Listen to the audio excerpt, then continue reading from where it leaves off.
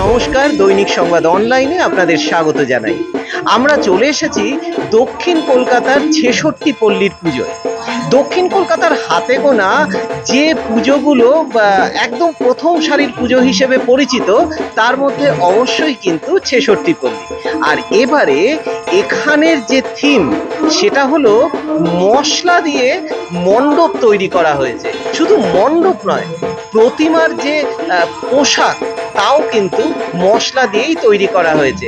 তার মধ্যে তেজপাতা থেকে শুরু করে হলুদ, লঙ্কা, এই ধরনের বিভিন্ন মশলার কিন্তু একেবারে মেলবন্ধনে তৈরি করা হয়েছে এই অসাধারণ মণ্ডপ।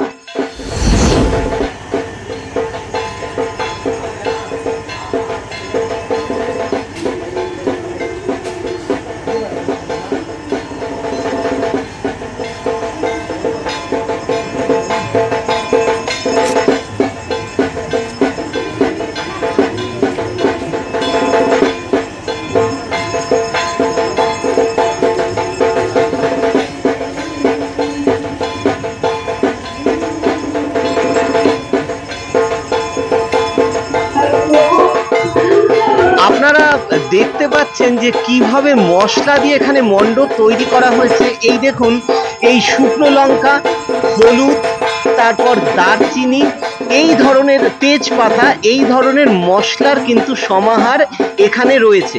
আসলে এর পেছনেও একটা বড় কারণ রয়েছে যে এই ৬৬ পল্লীতে গত বছর কিন্তু পুরোহিতের আসনে মহিলারা ছিলেন, অর্থাৎ মহিলা পুরোহিত কিন্তু সেবারে পুজো করেছিলেন, যা একটা নজির তৈরি করেছিল গোটা কলকাতায়।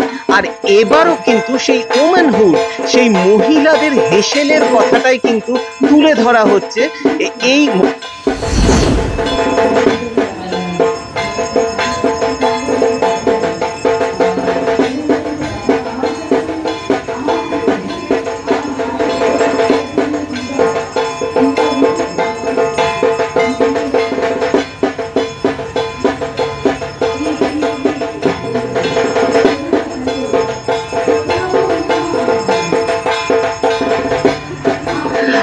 আপনারা দেখতে পাচ্ছেন যে কি অসাধারণভাবে গোটা মণ্ডপটি সাজিয়ে তোলা হয়েছে। আমার ক্যামেরা পার্সনকে বলবো, আপনারা লক্ষ্য করুন যে মণ্ডপের ওপরটা কি সুন্দর করে সাজিয়ে তোলা হয়েছে। সেখানেও কিন্তু মশলা দিয়ে কারুকার্য করা হয়েছে, যা কিন্তু এক কথায় অভূতপূর্ব। বিশ্বাস করুন, আমারও চোখ জুড়িয়ে যাচ্ছে। আপনারা যদি সামনে থেকে দেখেন তাহলে বুঝতে পারবেন যে এই মণ্ডপটি কি অসাধারণভাবে সাজিয়ে তোলা হয়েছে। মণ্ডপেই ফুটে উঠেছে হেসেলের সেকাল একাল। দেখুন, আমার পেছনে যে ছবিটি আপনাদের দেখাবো, এই যে যেমন ধরুন এখনকার দিনে মিক্সার গ্রাইন্ডার, যার মাধ্যমে কিন্তু মশলা বাটা হয়, আবার আগেকার দিনে একই ধরনের বাটা মশলা, যেটা আর কি শিলনোড়ায় বাটা হতো, সেই প্রচলনও ছিল। আপনারা দেখুন, সেই শিলনোড়ার ছবিও কিন্তু অসাধারণভাবে ফুটিয়ে তোলা হয়েছে এই ৬৬ পল্লীর মণ্ডপে। এই মুহূর্তে আমরা মুখোমুখি হয়েছি ৬৬ পল্লীর সম্পাদক প্রদ্যুম্ন মুখোপাধ্যায়ের। নমস্কার, আপনাকে স্বাগত জানাই।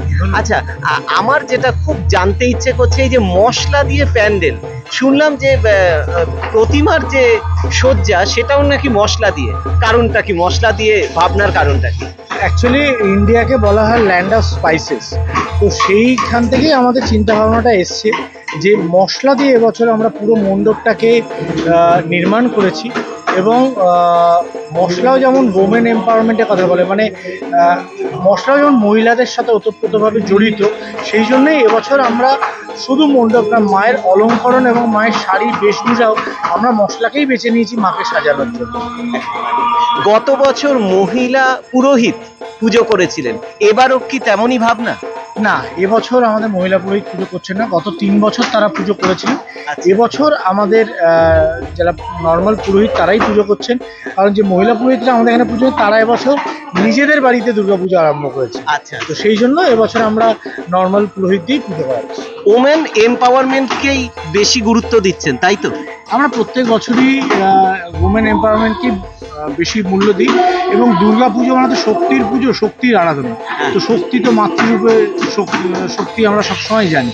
তো সেই সময় প্রত্যেক বারই আমরা ওই উমেন এম্পাওয়ারমেন্টকে বেশি প্রাধান্য দিই। Thank you so much.